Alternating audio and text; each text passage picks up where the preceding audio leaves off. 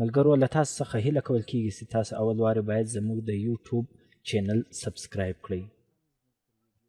د سبسکرایب بټن تر دغې ویډیو لاندې لیکلی ده، هغه به تاسې سبسکرایب کړئ او هم په څنګ کې د ګنټۍ نښان ده هغه به ووهئ. نو زموږ هره ویډیو به تر تاسو پورې ډیره ژر در ورسیږي چې څنګه یې موږ پورته کړو تر تاسې پورې به زموږ ویډیو در ورسیږي. نو ویډیو پیلوو چې دا څنګه کیږي.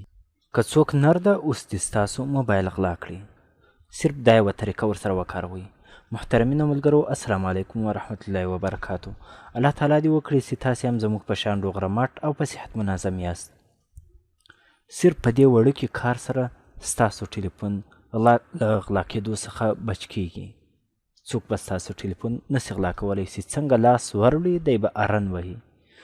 او یوه بله ګټه یې دا هم ده چې کله ستاسو موبایل ته چارج ورهیي چې کله له چارجر ډک سي هم دا موبایل به ارن شروع کوي.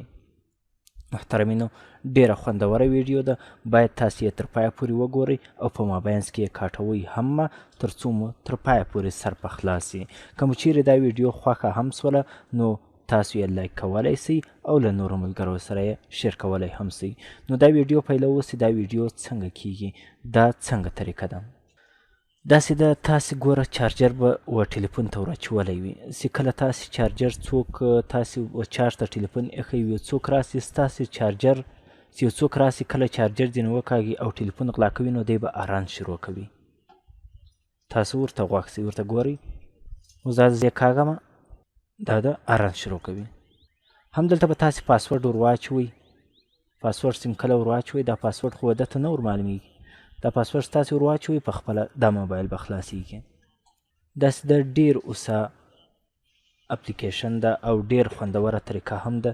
داسې کله تاسو چارجر ور واچوئ ګوره دا د چارج نو به تاسې دا دواړه ووهئ. چې کله هم دا دواړه ووهله اوس بیرته تاسې غواړئ چارجر ځینې وکاږئ دا د ارن په خپله شروع کوي. دلته به تاسو پاسورډ بیرته ور واچوئ خلاص به کړئ.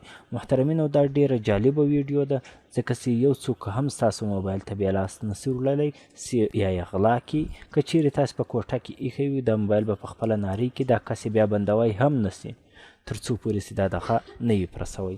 نو دا اپلیکیشنز د دې نوم فل بیټري اینډ تیف الارم. دا به تاسې ډاونلوډ کړئ. یعنی فل بیټري د بیټري پرس بیټري فل سي هم دا ارن وي او چې څوک یې د غلا الارم هم ده. اوپن به یې کړئ. دلته تاسې ګوره پاسورډ ور چینجوی سي پاسورډ ور اچولی سي. دا پاسورډ ده مثلا. دلته به تاسې انیبل دا اټو انیبل تیف الارم کوي. اوس یې ګوره واچوئ کار نه کوي.